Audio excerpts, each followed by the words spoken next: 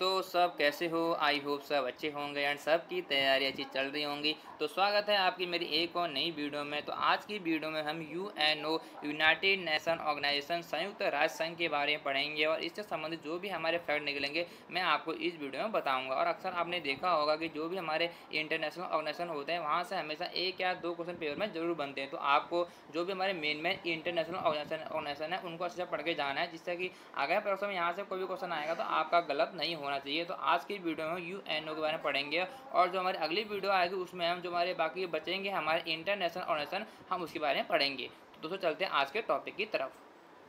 तो सबसे पहले आपको पता होना चाहिए कि संयुक्त राष्ट्र संघ क्यों बना और इसके पीछे बनने का कारण क्या था। तो सबसे पहले जब हमारा प्रथम विश्व युद्ध हुआ था, हमारा 1914 से 18 के बीच हुआ था, तो उस समय जो हमारे अमेरिका राष्ट्रपति थे हमारे वुडरो विल्सन के द्वारा लीग ऑफ नेशन की स्थापना कर दी गई थी। अगर आपसे भी क्वेश्चन बनता है कि लीग ऑफ नेशन की स्थापना कब हुई थी, 10 जनवरी 1920 को हुई थी, वुडरो विल्सन के द्वारा की गई थी। और इसका तो उद्देश्य रखा था कि हमारे शांति का माहौल बना रहे और दोबारा विश्व युद्ध ना हो हमारे देशों के बीच, और कृषि व्यापार श्रम हर क्षेत्र में हमारा क्या शांति का माहौल बना रहे हैं। लेकिन ये कुछ समय बाद क्या हो जाता है कि हमारा द्वितीय विश्व युद्ध हमारा प्रारंभ हो जाता है। हमारा 1939 से 1945 के बीच जब हमारा द्वितीय विश्व युद्ध प्रारंभ होता है तो उस समय जो लीग ऑफ नेशन हमारा फेल हो जाता है, क्योंकि उस टाइम जो हमारा जर्मनी होता है उसने हमारा पोलैंड पर आक्रमण कर दिया होता है। तो उस समय जो हमारे अमेरिका राष्ट्रपति होते हैं हमारे डी रूजवेल्ट ने कहा था कि हम लीग ऑफ नेशन की जगह यूएनओ बनाएं, क्योंकि जो हमारा लीग ऑफ नेशन था उस समय फेल हो गया था। उन्होंने कहा था कि हम यूएनओ बनाएंगे जिससे कि आगामी हमारा विश्व युद्ध ना हो और शांति का माहौल बना रहे। तो अगर आपसे कभी पूछा जाता है कि यूएनओ का सर्वप्रथम विचार किसने दिया था, तो यूएनओ का सर्वप्रथम विचार हमारा डी रूजवेल्ट के द्वारा दिया गया था।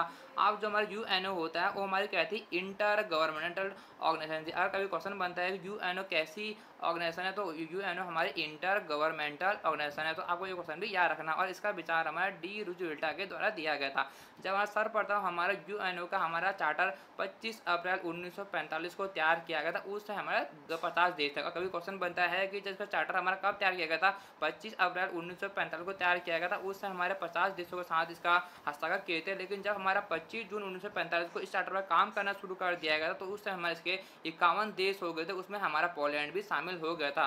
अभी जो हमारे वीडियो का एग्जाम हुआ था उसमें क्वेश्चन बना था कि जब हमारा यूएनओ उसमें हमारे कितने लोगों ने हस्ताक्षर किए थे जब उसका चार्टर तैयार हुआ था, तो उसका आंसर था 51 था। तो आपको ऐसे क्वेश्चन हमारे एग्जाम में देखने को मिलते हैं।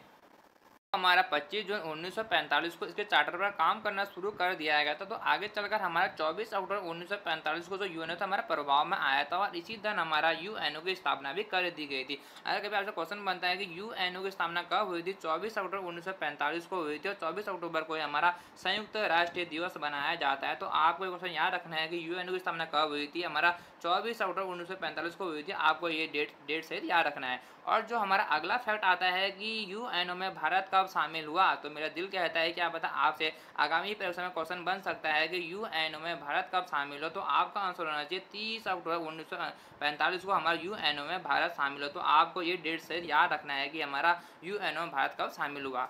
तो जो हमारा अगला फैक्ट आता है कि यूएनओ का हेडक्वार्टर कहाँ पे है, तो ये भी हमारा मेन बन जाता है। तो जो हमारा यूएनओ का हेडक्वार्टर हमारा न्यूयॉर्क में है, वो कहाँ पे हो जाएगा, अमेरिका में हो जाएगा। तो आपको ये फैक्ट भी याद रखना है। और जब हमारी यूएनओ की स्थापना 24 अक्टूबर 1945 को हुई थी, तो उस समय इसकी सदस्य संख्या हमारा 51 थी। लेकिन वर्तमान में हमारे इसकी जो सदस्य संख्या है हमारा 193 प्लस 2 है। 2 हमारे कौन हो जाएंगे, वो हमारे और जरूर स्टेट हो जाएंगे। एक हो जाएगा हमारा हॉलीसी हो जाएगा और एक हो जाएगा पुलिस्तान हो जाएगा। तो आपको ये दोनों याद रखने हैं कि वर्तमान में जो हमारा सदस्य संख्या हमारा 193 है और जो हमारा प्लस 2 हैं वो ऑब्जर्वर स्टेट है। एक हमारा हॉलीसी हो जाएगा, एक हमारा पुलिस्तान हो जाएगा।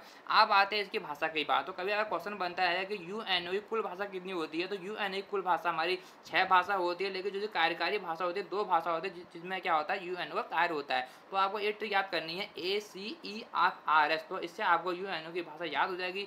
ए फॉर क्या हो जाएगा, अरबिक हो जाएगा, सी फॉर क्या होगा, चाइनीज हो जाएगा, ई फॉर इंग्लिश हो जाएगा, एफ फॉर फ्रेंच हो जाएगा, आर फॉर रशियन हो जाएगा, एस फॉर स्पेनिश हो जाएगा। और जो इसकी जो हमारी कार्यकारी भाषा होती है हमारी इंग्लिश और फ्रेंच होती है, और इन्हीं भाषाओं में क्या होता है हमारा काम होता है। और जो हमारा एक फैक्ट दे रखा है कि जो हमारा 193 देश कौन था, हमारा यूएनओ का हमारा दक्षिणी सूडान था और इसकी राजधानी कहाँ थी, जुब्बा थी। तो आपको ये फैक्ट भी ऐसे याद कर लेना है कि हमारा 193 देश कौन था और इसकी राजधानी कहाँ थी। तो अगर आपसे कभी पूछा जाता है कि यूएनओ के कितने अंग होते हैं, तो यूएनओ को हमारे 6 अंग होते हैं। और इन 6 अंगों के बारे में हम इस वीडियो में पढ़ेंगे कि अगर आगामी परीक्षा में अगर इन अंगों से कोई भी क्वेश्चन आ जाएगा तो आपका गलत नहीं होना चाहिए। तो जो उसका हमारा पहला अंग हो जाता है वो हमारा महासभा होता है। तो महासभा को ही हमारा विश्व की लघु संसद भी कहा जाता है। अगर कभी क्वेश्चन बनता है कि हमारा विश्व की लघु संसद किसे कहा जाता है, तो हमारा महासभा को ही कहा जाता है। और जो महासभा का हमारा कार्य होते हैं, उस सबसे पहला कार्य होता है कि जो हमारे सुरक्षा परिषद के जो हमारे 10 अस्थायी सदस्य होते हैं, उनका चुनाव भी हमारे महासभा के द्वारा ही किया जाता है। और जो हमारे अंतर्राष्ट्रीय एवं सामाजिक परिषद का चुनाव भी हमारी महासभा ही करती है। और जो यूएन का महासचिव होता है, उसका चुनाव भी हमारे महासभा के द्वारा ही किया जाता है। और जो हमारे अंतर्राष्ट्रीय न्यायालय का जज का चुनाव भी हमारे महासभा के द्वारा ही किया जाता है। तो इन सबका चुनाव कौन करती है? महासभा करती है, आपको याद रखना है। और जो हमारी यूएनओ की जो हमारी बैठक होती है, तो उस बैठक में जो हमारे 193 देश होते हैं, उस 193 देश में से हर देश से हमारा एक सदस्य हमारा जरूर आता है। और अधिकतर हमारे 5 आ सकते हैं, लेकिन हमारे एक का आना क्या होता है? जरूरी होता है। तो अगर आपसे कभी क्वेश्चन बनता है कि जब यूएनओ की बैठक होती है, तो उसमें हमारे प्रत्येक देश से कितने सदस्य आते हैं, तो प्रत्येक देश से हमारा एक सदस्य आता है। तो आपको याद रखना है। और जो इसकी हमारी बैठक होती है, वो प्रति वर्ष हमारे सितंबर या दिसंबर तक इसकी बैठक होती है। और इसका हमारा एक कार्य और होता है, जो हमारे नए सदस्य होते हैं उनको शामिल करना, बजट पारित करना भी हमारा महासभा का कार्य होता है। तो आपको ये भी याद रखना है।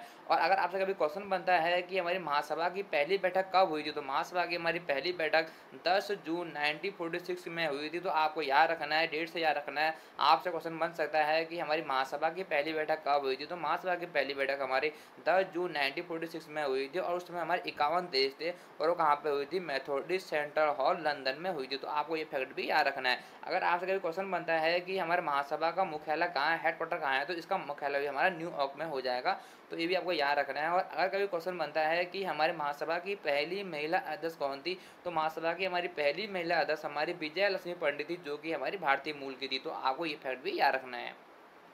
हमारा यूएनओ का अगला अंग आता है, हमारा सुरक्षा परिषद आता है। और सुरक्षा परिषद को ही हमारा पुलिस मैन भी कहा जाता है। अगर कभी क्वेश्चन बनता है कि हमारा पुलिस मैन किसे कहा जाता है, तो पुलिस मैन हमारा सुरक्षा परिषद को ही कहा जाता है। और ये जो हमारी एक आदेशात्मक संस्था होती है, तो इसका हमारा मुख्य कार्य क्या होता है कि हमारा सुरक्षा और शांति बनाए रखना हमारा सुरक्षा परिषद का एक मुख्य कार्य होता है। तो आपको ये फैक्ट याद कर लेने। और जो हमारा सुरक्षा परिषद के जो हमारे सदस्य संख्या हमारी 15 होते हैं, जिसमें से हमारा 5-10 अस्थायी होते हैं और 5 स्थायी होते हैं। तो ये बहुत ही मोस्ट इंपॉर्टेंट फैक्ट है। कभी क्वेश्चन बनता है कि सुरक्षा परिषद के हमारे सदस्य संख्या कितनी होती है, तो हमारी 15 होती है, जिसमें 10 हमारे अस्थायी होती है और 5 क्या होती है? स्थायी होते हैं। और इनका चुनाव कौन करता है? इनका चुनाव हमारा महासभा के द्वारा किया जाता है। मैंने आपको थोड़ी देर पहले ही बताया था। तो आपको याद रखना है कि अगर कभी भी क्वेश्चन बन जाता है कि सुरक्षा परिषद के सदस्यों का चुनाव कौन करता है, तो महासभा के ही द्वारा किया जाता है।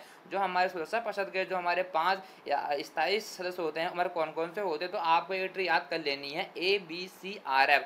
ए फॉर अमेरिका हो जाएगा, बी फॉर ब्रिटेन हो जाएगा, सी फॉर चाइना हो जाएगा, आर फॉर रशिया हो जाएगा, एफ फॉर फ्रांस हो जाएगा। तो आपको ये 5 देश याद कर लेने। इससे हमारे आगामी प्रश्न में क्वेश्चन बनने के चांस बढ़ जाते हैं। और जो हमारी सुरक्षा परिषद होती है, इसकी हमारे 14 दिन में एक बैठक होती है। और जब हमारा कभी अर्जेंट काम होता है, तो इसकी बैठक हमारा 24 घंटे मतलब एक दिन में भी हो सकती है। तो आपको ये फैक्ट याद रखना है।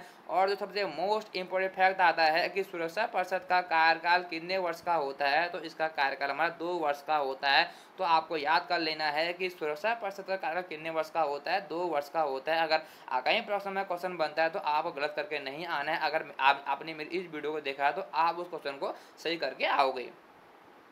हमारे यूएनओ का अगला अंग है हमारा सचिवालय है। सचिवालय हमारा एक प्रशासनिक अंग होता है, और इसका हमारा एक महासचिव होता है। तो कभी क्वेश्चन बनता है कि सचिवालय का हेड कौन होता है, तो हमारा महासचिव होता है। और इसका कार्यकाल हमारा 5 वर्ष का होता है। बहुत ही मोस्ट इंपॉर्टेंट क्वेश्चन है। अगर कभी आगामी परीक्षा में क्वेश्चन बनता है कि जो हमारे यूएनओ का हमारा एक अंग हमारा सचिवालय होता है, और उसका जो महासचिव का कार्यकाल कितने वर्ष का होता है, तो हमारा 5 वर्ष का होता है। तो आपको ये फैक्ट याद रखना है। और जो हमारा सचिवालय का कार्य क्या होता है कि हमारा कॉन्फ्रेंस करना होता है, रिपोर्ट, डाटा, बजट सब हमारे तैयार करना हमारे सचिवालय का ही कार्य होता है। तो आपको ये फैक्ट भी याद रखना है। और जो हमारे महासचिव का चयन कौन करता है, तो महासचिव का चयन हमारा महासभा करती है। वो भी हमारा सुरक्षा परिषद के सिफारिश पर करती है। जब मैंने आपको थोड़ी देर पहले हमारा महासभा पढ़ाया, तो मैंने आपको पढ़ाया था कि यूएन के महासचिव का चुनाव कौन करती है, तो हमारी महासभा करती है। सुरक्षा परिषद के सिफारिश पर करती है। तो आपको ये फैक्ट याद रखना है। बहुत ही मोस्ट इंपॉर्टेंट फैक्ट है। और जो हमारे प्रथम महासचिव कौन थे, हमारे त्रिवेदी थे। और वर्तमान में कौन है, हमारा एंटोनियो गुटेरेस है। तो आपको ये फैक्ट भी याद कर लेना है कि हमारे प्रथम हमारे त्रिवेदी थे, वर्तमान में कौन है, हमारा एंटोनियो गुटेरेस है। तो हमारे यूएनओ का अगला अंग है आर्थिक एवं सामाजिक परिषद। इसमें हमारे कुल 54 सदस्य होते हैं, और जो इनका कार्यकाल होता है हमारा 3 वर्ष का होता है, और जो इसका अध्यक्ष होता है उसका कार्यकाल 1 वर्ष का होता है। तो आपको ये दोनों फैक्ट याद कर लेने हैं कि जो हमारा आर्थिक एवं सामाजिक परिषद के जो हमारे सदस्यों का कार्यकाल कितना होता है, 3 वर्ष का होता है। जो अध्यक्ष का कार्यकाल हमारा 1 वर्ष का होता है, और इसमें हमारे कुल 54 सदस्य होते हैं। तो आपको ये फैक्ट याद कर लेने हैं। और जो हमारा अगला इसका अंक आता है वो आता है अंतर्राष्ट्रीय न्यायालय आता है। ये बहुत ही मोस्ट इंपॉर्टेंट है, क्योंकि यहाँ से हमेशा क्वेश्चन बनने के चांस बन रहते हैं। तो इसका हेडक्वार्टर हमारा हैग नीदरलैंड होता है, जो सबसे अलग है, क्योंकि जो हमारे यूएनओ के सब हमारे अंग है उनका जो हेडक्वार्टर है न्यूयॉर्क में है, और जो हमारा अंतर्राष्ट्रीय न्यायालय इसका जो हेडक्वार्टर है हमारा हैग नीदरलैंड में सबसे अलग है। इसलिए यहाँ से हमेशा क्वेश्चन बनने के चांस बने रहते हैं। और जो इसमें हमारे कुल 15 जज होते हैं, और इनका कार्यकाल 9 वर्ष का होता है। बहुत ही मोस्ट इंपॉर्टेंट क्वेश्चन है। एक क्वेश्चन कितने पेपर में बन चुका है कि अंतर्राष्ट्रीय न्यायालय के में कितने जज होते हैं, हमारे 15 जज होते हैं, और कार्यकाल 9 वर्ष का होता है। तो आपको ये दोनों फैक्ट अच्छे से याद कर लेने। तो इसकी स्थापना हुई थी हमारे 3 अप्रैल 1946 को हुई थी। कभी क्वेश्चन बनता है कि अंतर्राष्ट्रीय न्यायालय की स्थापना कब हुई थी, 3 अप्रैल 1946 को हुई थी, और ये हमारे यूनिवर्सल कोर्ट ऑफ लॉ हो जाएगा। तो अगर आपका क्वेश्चन बनता है कि यूनिवर्सल कोर्ट ऑफ लॉ कौन सा हो जाएगा, तो अंतर्राष्ट्रीय न्यायालय होता है। तो आपको हमेशा याद रखना है। अभी तक इसके हमारे कुल 4 हमारे जो जज थे हमारे भारत के रह चुके हैं। कौन कौन से थे? जो हमारे पहले जज थे वो वेणुगोपाल रामराव हमारे भारत के थे, वो हमारे अंतर्राष्ट्रीय न्यायालय के जज रह चुके हैं। और दूसरे हमारे नागेंद्र सिंह थे, ये भी हमारे अध्यक्ष उपाध्यक्ष हमारे रह चुके हैं अंतर्राष्ट्रीय न्यायालय के। और एक हमारे रघुनंदन पाठक जी थे, ये भी हमारे अंतर्राष्ट्रीय न्यायालय के हमारे जज रह चुके हैं। और दूसरे हमारे जो चौथे थे हमारे दलवीर सिंह भंडारी, जो कि अभी भी हमारे इसके जज हैं, और ये हमारे दिल्ली हाई कोर्ट के भी हमारे जज रह चुके हैं। और जो मुंबई में हमारा सुप्रीम हाई कोर्ट के भी जज हमारे, और सुप्रीम कोर्ट के जज भी हमारे रह चुके हैं। तो आपको हमेशा याद करने रहना है कि जो हमारे 4 जो हमारे भारत के जज थे वो हमारे अंतर्राष्ट्रीय न्यायालय के जज भी रह चुके हैं। हमारे यूएनओ का अगला अंग है हमारा ब्यास परिषद है। तो ब्यास परिषद हमारा 1994 से अपने ऑपरेशन नहीं चला रही है, तो इसलिए ये इतना इंपॉर्टेंट नहीं रहता है। तो यहाँ से हमारे क्वेश्चन बनने के चांस कम रहते हैं। और जो हमारे 5 ऊपर के अंग है वहाँ से हमेशा हमारे क्वेश्चन बनने के चांस बन रहते हैं, और वो हमेशा चर्चा में रहते हैं। तो वो आपको अच्छे से पढ़ लेने हैं। अब हम इसके महासचिव के बारे में पढ़ लेते हैं। तो जो इसके हमारे प्रथम महासचिव कौन थे? त्रिवेली थे, जो कि नॉर्वे के थे। तो इन्होंने हमारा अपना त्यागपत्र दे दिया था अपने कार्यकाल के दौरान। और जो हमारे अगले आते हैं डैंग हैमर स्वीडन के थे, तो इनके हमारे कार्यकाल में मृत्यु हुई थी। तो अगर कभी क्वेश्चन बनता है कि यूएनओ कौन सचिव की हमारे कार्यकाल में मृत्यु हुई थी, तो आपका आंसर होना चाहिए डैंग हैमर की हुई थी। और जो हमारे यूथ हार्ड थे वर्मा के थे, और ये हमारे फर्स्ट नॉन यूरोपियन हेड थे। तो कभी क्वेश्चन बन जाता है कि हमारे यूएनओ के फर्स्ट नॉन यूरोपियन हेड कौन थे, तो यूथ हार्ड थे वर्मा के थे। और जो अगला आते हैं बुतरत घाली, ये कहाँ के थे? मिस्र के थे, और इनका सबसे छोटा कार्यकाल रहा था। अगर कभी क्वेश्चन बन जाता है कि यूएनओ के किस महासचिव का कार्यकाल सबसे छोटा रहा था, वो बुतरत घाली थे, जो मिस्र के थे, और 4 वर्ष का रहा था। आप थोड़ी फंडिंग दे रही है, तो आपको फंडिंग भी पढ़ लेनी है। यहाँ से भी क्वेश्चन बनने के चांस हो जाते हैं कि हमारे 2019 से 21 तक हमारे कितनी फंडिंग रही है, तो आपको ये पढ़ लेना है। और जो हमारे इंडिया रहा था हमारे 21वें नंबर पर रहा था जब हमारी इसकी फंडिंग हुई थी। तो इसका हमारा 0.34% इसका क्या है फंडिंग आई थी। तो इंडिया की इतनी फंडिंग थी। अब यहाँ पे एक और दे देखा यूएन पीस कीपिंग फोर्स, तो इसका भी हमारा एक इंटरनेशनल सेना के रूप में ये हमारी कार्य करती है। तो कभी क्वेश्चन बनता है कि यूएन पीस कीप फोर्स हमारे किसके रूप में कार्य करती है? ये हमारे इंटरनेशनल सेना के रूप में कार्य करती है, और इसे हमारा ब्लू हेलमेट भी कहा जाता है। और इसे 1988 में नोबेल पीस प्राइज से नवाजा गया था। तो आपको ये फैक्ट भी याद रखना है कि यूएन पीस कीपिंग फोर्स क्या है? ये हमारे इंटरनेशनल सेना के रूप में कार्य करती है। दोस्तों इस वीडियो में हमने यूएनओ को अच्छे से पढ़ लिया है, और इसके जो हमारे 6 अंग थे उनको भी अच्छे से पढ़ लिया है। तो आपको क्या करना है कि इस वीडियो को लास्ट तक देखना। इसमें मैंने आपको जो भी फैक्ट बताया है उन्हें अपने को नोट कर लेना, उन्हें अच्छे से याद भी कर लेना। अगर आगामी परीक्षा में यहाँ से कोई भी क्वेश्चन आता है तो आपका गलत नहीं होना चाहिए। और अक्सर देखा गया है कि यूएनओ से हमारे 1 या 2 क्वेश्चन बनने के चांस पेपर में बने रहते हैं, जैसे कि आपने प्रीवियस पेपर में देखा होगा। अगर आप मेरी इस वीडियो को देखोगे तो आपका 1 से 2 नंबर का क्वेश्चन आता है पेपर में, तो कभी गलत नहीं होगा।